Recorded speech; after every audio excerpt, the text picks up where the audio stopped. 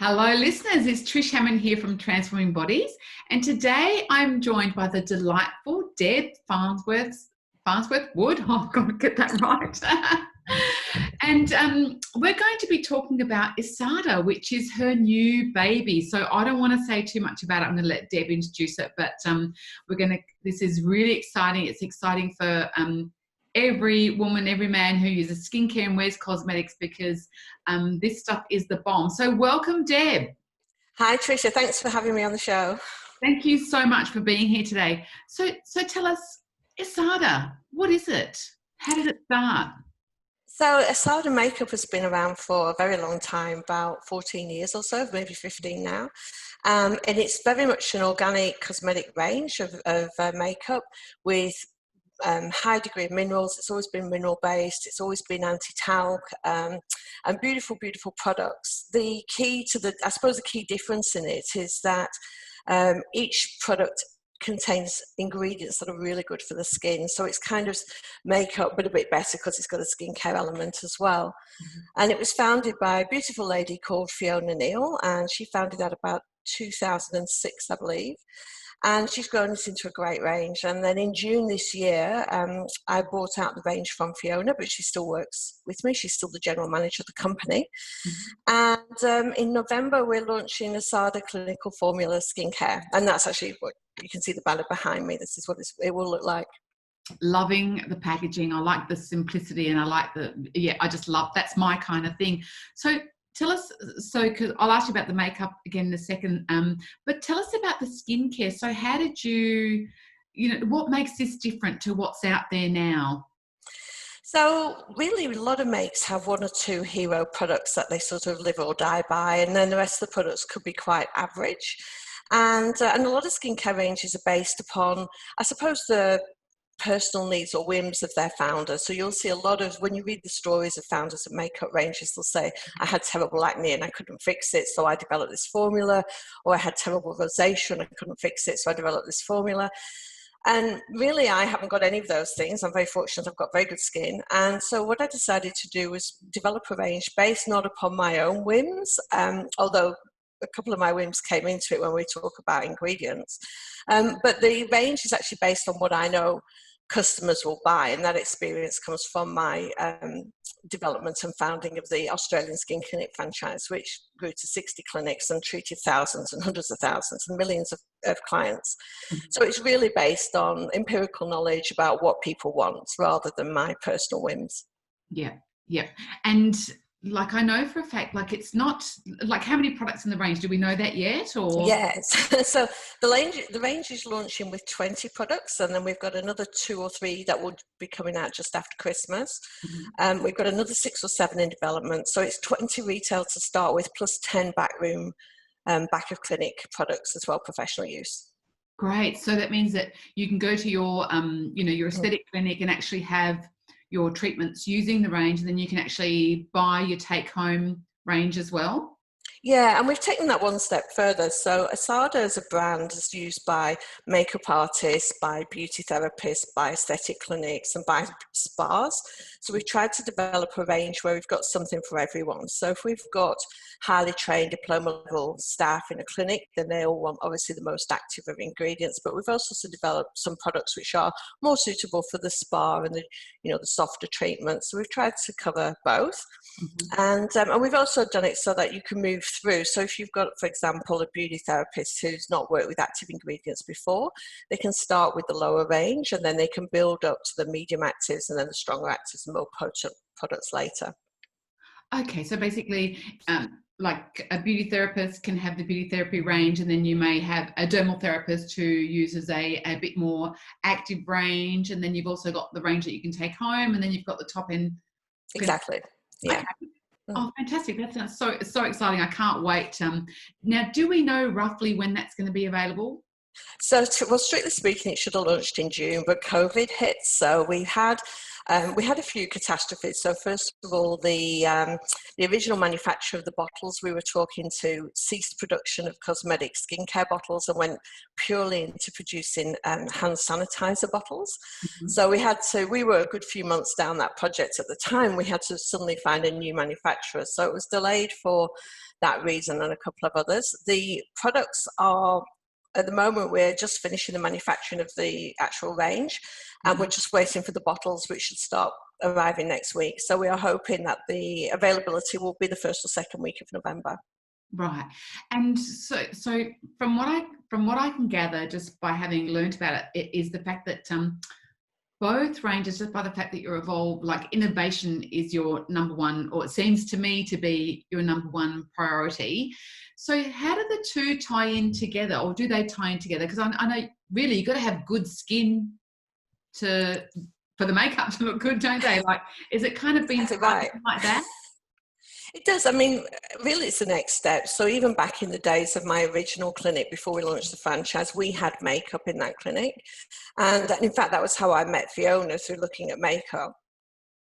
So absolutely, when you've had a treatment, you want to make sure that the makeup you put on top and you put on the days following is suitable. It's not going to contain any nasty ingredients that are going to undermine the work that you've done in clinic, so to speak. But also the other way around is, if you've got the best of makeup and if you put it on shoddy skincare or bad skin, it's never going to look great. So it is hand in hand, absolutely. Mm. And with the skincare, is it age? Like, is there a different range for the ages or skin types, or how does that work? Or is it a bit more? It's less about age and more about conditions and concerns. So, for example, you can be quite a young girl with quite severe melasma, and equally you could be a young girl with quite severe sun damage. I recently met a girl who was no more than, I think she was 23, been surfing since she was sort of a 9 or 10, and she actually just had a lot of skin cancers removed from her face. So when you live in Australia, you can be very young and have quite severe skin conditions. So it's condition-based rather than age-based, but obviously it also follows that the older you are, the more active ingredients you're going to need.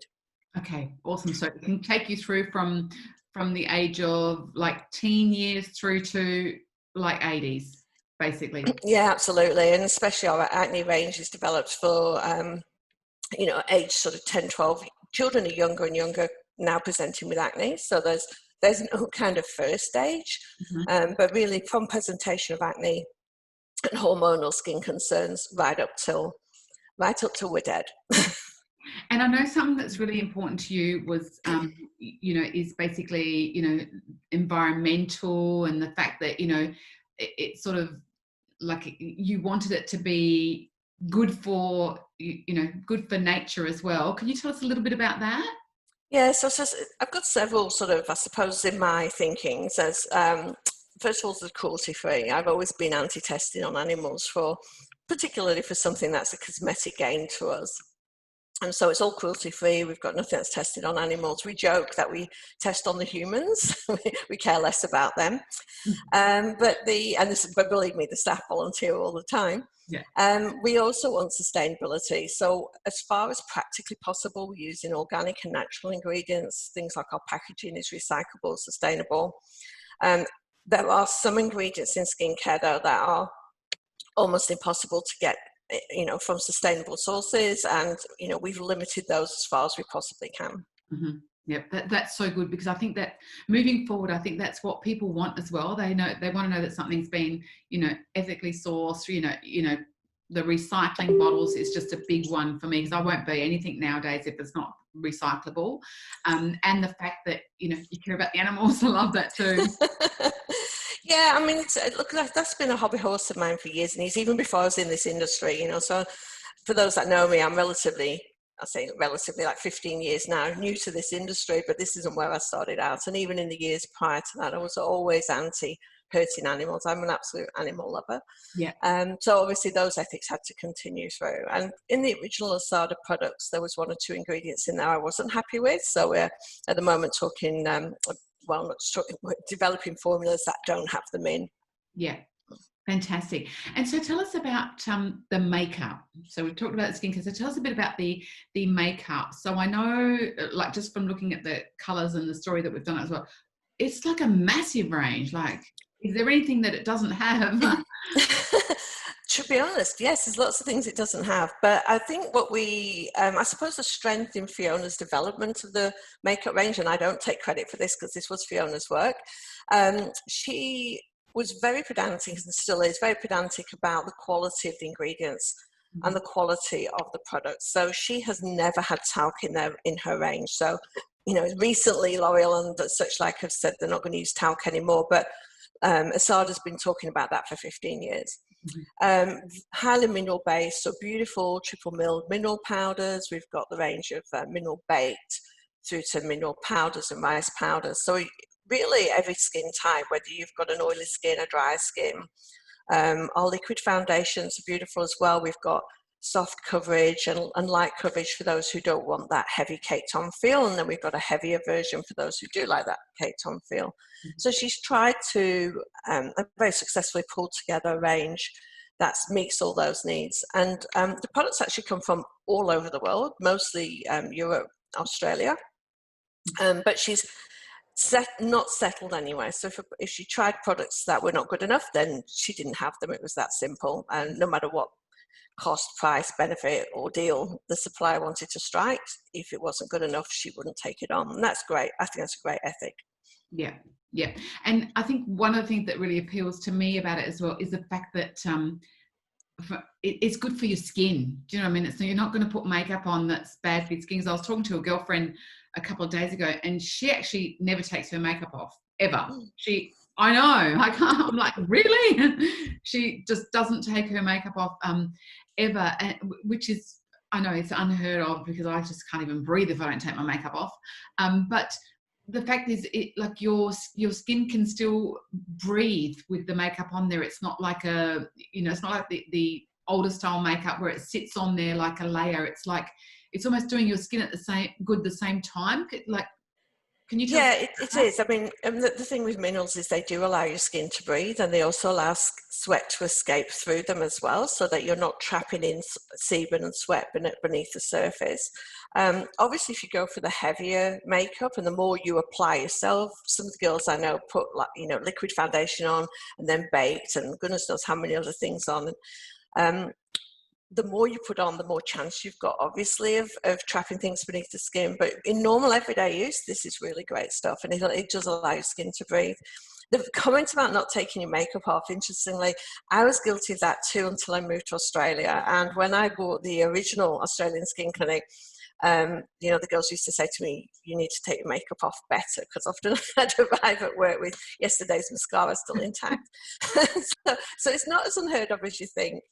But that said, I'm blessed with good skin. I've never had acne. So I think my skin is, if I've got a problem, it's that it's so dry that my hardest problem is getting my makeup to stay on it, literally. So I can't use a powder foundation because it would literally fall off. So I use, and have used for 10 years since I first met Fiona, I've used the ISSADA CC8 foundation, which is very light. I don't like the heavy feel, very moisturizing and hydrating, and absolutely beautiful texture. And literally I've used that for 10 years. So, Fantastic. And now, where can we get this from? Like, where can we buy it? So ISSADA's actually got over 200 stockists. I think it's nearly 300 stockists now. So for the actual ISSADA makeup, it's throughout Australia. We've got a website online, which is www.issada.com, surprisingly. And there's a location finder on there, so you can find the nearest stockist. And it's great to go to stockists. The edge that the stockists will give you is that they can colour match you exactly. They can help you, with your selection of which foundation. As you say, we have many, so there's a bit of a decision to make there. And alternatively, you can buy online as well. Yeah. And just to finish off, I know that it's not just about people becoming a stockist, because they're trained in how to use everything, how to apply. Can you tell us just a little bit about that? So as a customer, I know that when I'm going to go and buy ISSADA from a stockist, they've been trained in how to use it properly, what it's all about. Yeah, exactly. So we don't just allow anyone to be a stockist. They have to meet our profile. They have to have, you know, a good ethical business. We want to see that they are in business properly and not just playing on the sides. They have to come in and do training. They do 2 full days training on the products. That's a whole day of theory and then a day of sort of different effects and you know, more hands-on artistic effects. And then after that, we also run master classes on things like smoky eyes and winged eyes and things like that as well. Great, great. I'm so excited. I'm actually coming up in a couple of weeks. I'm going up to one of the studios to experience myself. So I'm so excited. I can't wait. And I've got to say, like, it's pretty exciting that, you know, coming from where you've come from to kind of where you're, actually, I don't know where you're, there's no going. It's just where you are and, you know, the direction that you head. So I'm really excited to see how this all happens as well, because I know it's not, like, it's one of the hardest things to launch a product range, but to sort of launch something which is going to be so, it's like something that's needed now. It's like not top of the end, not middle of the end. It's nice and middle range, Yeah. top quality, if that makes any sense. And it's kind of like, it's, although there's a lot of ranges out there, it's almost like something that's actually needed. And I love the packaging because it's kind of gender neutral as well.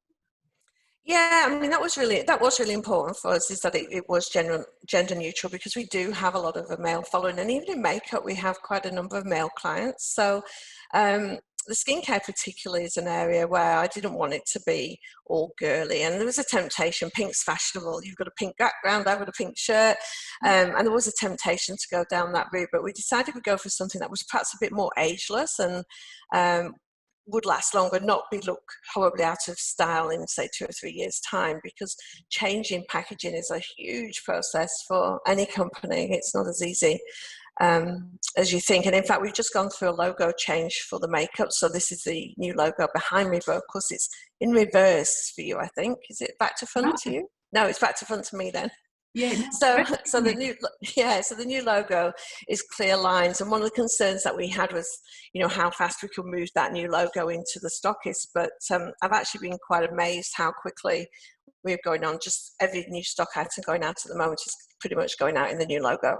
Yeah, and I love it. I think it's not every day that the everyday person gets to hear about how a brand started or evolved, or, you know, the fact that, like, because I know for a fact that you've thought of every single little thing has actually mattered. Do you know what I mean? And when you hear that process, it's just so exciting to hear and to see. And I've seen that in the, you know, the evolution of the little, you know, the little small text gone to that, and it's just, what a difference! What a difference! So really excited to have this range come out. Can't wait to experience it myself. So I want to say thank you so much to Deb Farnworth-Wood for taking the time to introduce the ISSADA range to us today, and everybody look out for it. So thank you so much, Deb. Thank you for having me. Thank you. Bye. Bye.